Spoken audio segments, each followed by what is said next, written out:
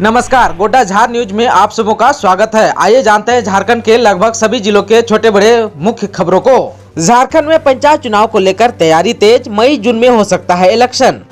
झारखंड में आगामी मई जून के महीने में पंचायत चुनाव करा लिए जाने की संभावना है। इसको लेकर ग्रामीण विकास विभाग की ओर से राज्य निर्वाचन आयोग को पत्र लिखा जा चुका है। विभाग की ओर से मिली जानकारी के मुताबिक 18 फरवरी को इस संबंध में आयोग को पत्र लिखकर पंचायत चुनाव संपन्न कराने का आग्रह किया गया था। इस बीच पंचायत चुनाव कराने में आ रही सबसे बड़ी बाधा को दूर करते हुए डीके तिवारी को राज्य निर्वाचन आयुक्त बनाया जा चुका है।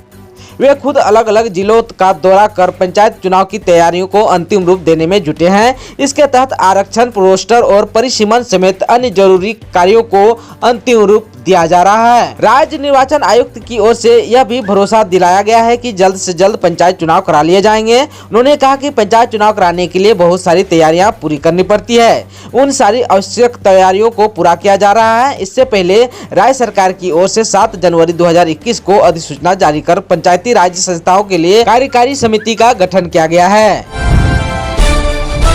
झारखंड के रांची में चल रही है सेना की बहाली। झारखंड के युवाओं से अपील है कि दलालों के झांसे में नहीं आए। रांची के मोरहाबादी मैदान में सेना बहाली के चौथे दिन शनिवार को 149 युवाओं का डॉक्यूमेंट्स और मेडिकल के लिए चयन किया गया। चौथे दिन सेना बहाली के लिए 1985 युवाओं ने भाग लिया था। आप सबों को बता देना चाहता हूं कि 10 मार्च से ही झारखंड के सभी जिलों के लिए रांची में सेना बहाली चल रही है। बिहार एवं झारखंड के उप महानिदेशक ने कहा है कि सेना बहाली की प्रक्रिया निष्पक्ष, पारदर्शी एवं बाहरी प्रभाव से मुक्त है। युवा दलालों से सावधान रहें। जाली दस्तावेज के जरिए सेना बहाली में शामिल नहीं हों। झारखंड में पारा शिक्षकों और हेमंत सरकार में आर पार की लड़ाई, फिर बढ़ा टकराव। झारखंड के पारा शिक्षकों ने अस्थायीकरण, वेतनमान व अन्य मांगों को लेकर एक बार फिर आंदोलन का रुख अख्तियार कर लिया है। इसके तहत पारा शिक्षक 15 से 19 मार्च तक विधानसभा का घेराव करेंगे। प्रत्येक दिन निर्धारित जिलों के पारा शिक्षक इस घेराव कार्यक्रम में शामिल होंगे। इधर झारखंड शिक्षा परियोजना परिषद ने इनके बार के आंदोलन को इस बार गंभीरता से लिया है। वर्तमान परिस्थितियों में इस घेराव कार्यक्रम को अनुचित बताते हुए स्पष्ट आदेश जारी किया है कि इस घेराव कार्यक्रम के दौरान बिना अनुमति स्कूल से गायब रहने वाला पारा शिक्षकों की अनुपस्थिति अनाधिकृत मानी जाएगी। ऐसे पारा शिक्षकों को उक्त दिन का वेतन भी नहीं मिलेगा। साथ ही उनके विरुद्ध अनुशासनिक कार्रवाई भी होगी। इसे सुनिश्चित करने का आदेश सभी जिला शिक्षा अधीक्षकों को दे दिया गया है।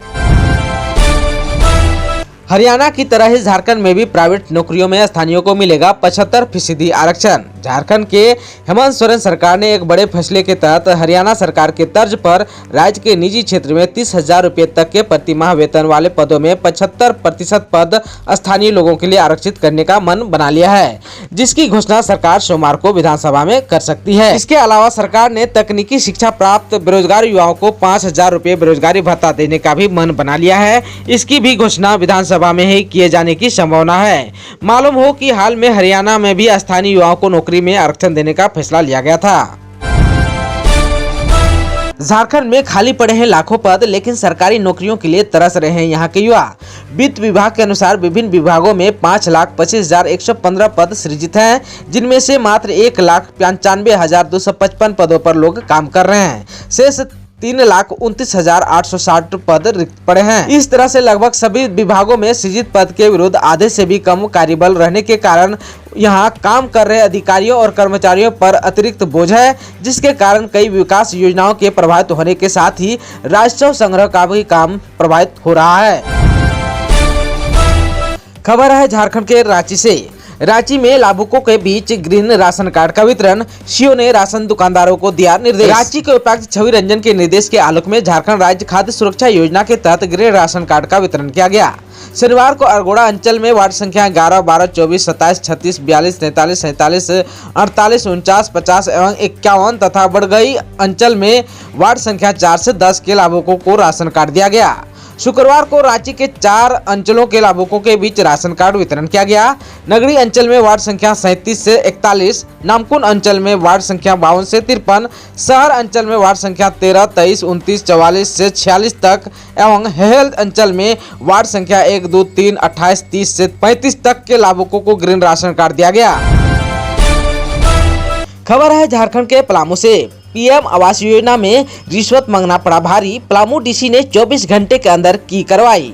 पाठन के वीडियो को किया शोकॉज, पंचायत सेवक सस्पेंड, पंचायत स्वयं सेवक हुआ कार्यमुक्त। पलामू के उपायुक्त शशि रंजन ने पाठन की महुलिया पंचायत के स्वयं सेवक को कार्यमुक्त कर दिया है। पंचायत सेवक को निलंबित करते हुए इस मामले में प्रखंड विकास पदाधिकारी से स्पष्टीकरण मांगा है। ये मामला प्रधानमंत्री आवास योजना से जुड़ा हुआ है। आप सबको बता दूं कि शुक्रवार को जनता दरबार में महुलिया की फुलवंती कुंवर ने उपायुक्त के समक्ष पंचायत सेवक व पंचायत स्वयं सेवक के खिलाफ शिकायत दर्ज कराई थी। 24 घंटे के अंदर इस मामले में उपायुक्त ने कार्रवाई की। उन्होंने हिदायत देते हुए कहा कि पदाधिकारी और कर्मी अपने कार्य संस्कृति में सुधार लाएं, अन्यथा कार्रवाई के लिए तैयार रहें। रांची में सीएम हेमंत सोरेन ने दी हिदायत, रांची के पुरानी जेल में बन रहे बिरसा स्मृति पार्क और म्यूजियम निर्माण में कोताही बर्दाश्त नहीं, बदलाव को लेकर दिया आदेश। झारखंड के मुख्यमंत्री हेमंत सोरेन ने रांची के सर्कुलर रोड स्थित बिरसा मुंडा जेल परिसर में निर्माण अधीन बिरसा स्मृति पार्क और म्यूजियम का शनिवार को निरीक्षण किया। इस दौरान मुख्यमंत्री ने करीब 28 एकड़ में फैले जेल भवन के जीर्णोद्धार एवं बिरसा स्मृति पार्क के निर्माण कार्य का बारीकी से अवलोकन किया और इस महत्वाकांक्षी परियोजना में किसी तरह की कोताही नहीं बरतने का सख्त निर्देश दिया। मुख्यमंत्री ने म्यूजियम और पार्क में जगह जगह उखड़ रही टाइल्स और पार्क के लिए लाए गए पौधों की खराब गुणवत्ता देखकर मुख्यमंत्री नाराज हुए और तत्काल इन पौधों को हटाकर स्वस्थ पौधे लगाकर पार्क को सुसज्जित करने को कहा। मौसम विज्ञान के आधार पर झारखंड में अगले 5 दिनों तक मौसम साफ रहेगा। इस दौरान न्यूनतम और अधिकतम तापमान में बढ़ोतरी होगी। राजधानी का न्यूनतम तापमान शनिवार को 16.5 डिग्री सेल्सियस और अधिकतम तापमान 23 डिग्री सेल्सियस रिकॉर्ड किया गया। झारखंड के कई जिलों में पिछले 2 दिनों से पश्चिमी विक्षोभ का असर रहा। रविवार से इसका असर खत्म हो गया। पश्चिमी विक्षोभ के कारण शुक्रवार और शनिवार को राज्य के कई जिलों में बारिश हुई। सबसे अधिक 45 मिलीमीटर बारिश चतरा में दर्ज की गई। वहीं राजधानी रांची में पिछले 24 घंटे के दौरान करीब 20 मिलीमीटर बारिश हुई। शुक्रवार को करीब 12 मिलीमीटर बारिश हुई थी, जबकि शनिवार को 8 मिलीमीटर के आसपास बारिश हुई। राजधानी में शनिवार सुबह से ही बादल छाए हुए थे। तेज हवा के साथ कई बार तेज बारिश भी हुई। दोपहर के बाद मौसम साफ होने लगा। खबर है झारखंड के गोड्डा से, सीआरएस के बाद भी रेल परिचालन की कार्रवाई धीमी। गोड्डा रेलवे स्टेशन से यात्री रेलगाड़ी परिचालन की कार्रवाई सुस्त पड़ गई है। कयास लगाया जा रहा था कि सीआरएस की अनुमति मिलने के बाद कौन सी गाड़ी कब चलेगी, इसकी घोषणा मालदा डिवीजन करेगा। लेकिन सप्ताह भर बीत जाने के बाद गाड़ी चलना तो दूर, आधिकारिक रूप से अभी तक घोषणा नहीं हो पाई है कि कितनी गाड़ी गोड्डा रेलवे स्टेशन से चलेगी। जबकि गोड्डा रेलवे स्टेशन व पोड़ैयाहाट से गोड्डा तक रेल परिचालन को सीआरएस ने पहले ही अनुमति दे दी है, जहां स्पीड भी तय कर दिया गया है कि 90 किलोमीटर स्पीड से गाड़ी चल सकती है। सभी स्तर से ट्रायल पूरा हो चुका है। लोगों को उम्मीद थी कि होली के पहले गोड्डा से रेल परिचालन शुरू हो जाएगा, जिससे लोगों को पर्व त्योहार में भी सहूलियत होगी। लेकिन रेलगाड़ी यात्री परिचालन विभाग व मालदा डिवीजन की जिस तरह सुस्ती बनी हुई है, इससे बहुत ही कम संभावना है कि होली से पहले रेल परिचालन शुरू हो पाएगा। खबर है झारखंड के साहिबगंज से, अब साकार हो रहा है साहिबगंज की जनता का सपना। रविवार को गंगा पुल निर्माण संघर्ष समिति की टीम ने केंद्रीय अध्यक्ष अरविंद कुमार गुप्ता के नेतृत्व में निर्माण अधीन साहिबगंज मनिहारी गंगा पुल का निरीक्षण किया। इस क्रम में गंगा पुल निर्माण स्थल अंबाडिया से लेकर शोभनपुर स्थित गंगा किनारे तक जाकर देखा। अरविंद कुमार गुप्ता ने कहा कि अब साहिबगंज की जनता का सपना साकार हो रहा है।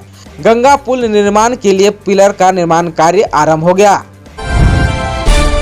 खबर है झारखंड के पाकुड़ से, जागरूकता से ही रुकेगा साइबर अपराध। जागरूकता से ही साइबर अपराध पर अंकुश लग सकता है। किसी भी बाहरी व्यक्ति को अंगूठे का निशान या आधार संख्या नहीं दे। यह नसीहत रविवार को थाने में आयोजित जन समाधान दिवस पर थाना प्रभारी दिनेश प्रसाद चौरसिया ने दी।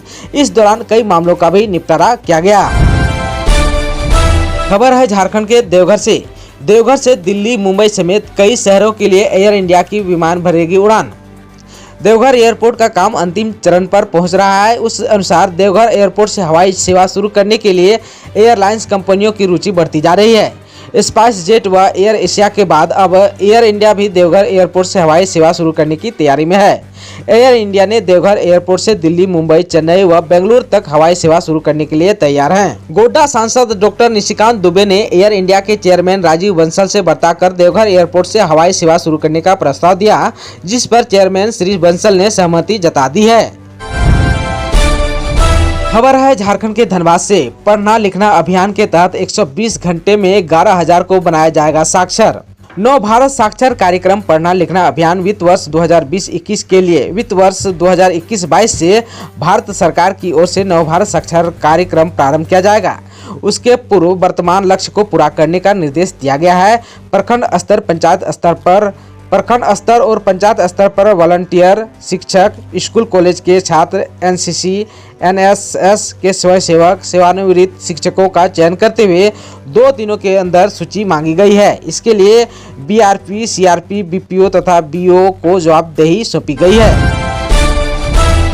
झारखंड में 80,000 पुलिस को नए नियम से मिलेगा 13 माह का वेतन। झारखंड राज्य में वैसे पुलिसकर्मी जो क्षतिपूर्ति अवकाश ले चुके हैं उन्हें भी 13 माह का वेतन मिलेगा। इसके लिए उन्हें क्षतिपूर्ति अवकाश के बदले सीएल को समायोजित करना होगा और ईएल के बदले मिलने वाली राशि ही 13 माह के वेतन के रूप में मिलेगी। पुलिस मुख्यालय से इससे संबंधित आदेश सभी जिलों को जारी कर दिया है। जारी आदेश के अनुसार जब तक सरकार के स्तर पर क्षतिपूर्ति अवकाश बहाल नहीं हो जाता तब तक वे क्षतिपूर्ति अवकाश न लें। खबर है झारखंड के गढ़वा से पशु तस्करी पर लगाम। गढ़वा में 15 पशुओं को पैदल ही ले जा रहे थे तस्कर, पुलिस को देखकर भागने लगे, 2 गिरफ्तार। मैराल थाना क्षेत्र में पुलिस ने पशु तस्करी के आरोप में 2 लोगों को गिरफ्तार कर जेल भेज दिया, जबकि इनका एक और साथी भागने में कामयाब रहा। तीनों आरोपी 15 पशुओं को लेकर पैदल ही गढ़वा की ओर जा रहे थे। तभी बीच रास्ते में पुलिस को देख तीनों भागने लगे। पुलिस ने खदेड़ कर इनमें से 2 लोगों को गिरफ्तार कर लिया। पुलिस ने यह कार्रवाई शनिवार शाम को की। खबर है झारखंड के लातेहार से। लातेहार शहर में नई बाईपास सड़क के निर्माण का रास्ता अब लगभग साफ हो चुका है। 4 लेन बाईपास सड़क निर्माण के लिए शीघ्र ही भूमि के अधिग्रहण का कार्य प्रारंभ किया जाएगा।